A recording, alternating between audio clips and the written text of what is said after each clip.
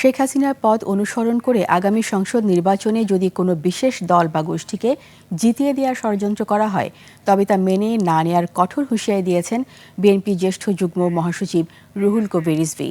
বিকেলে রাজধানী মিরপুরে বিএনপি চেয়ারপারসন বেগম খালেদা জিয়ার সুস্থতা ও চেয়ারপারসনের উপদেষ্টা কাজী আসাদুজ্জামান আসাদের মৃত্যুবার্ষিকী উপলক্ষে এক অনুষ্ঠানে এই হুঁশিয়ারি দেন তিনি।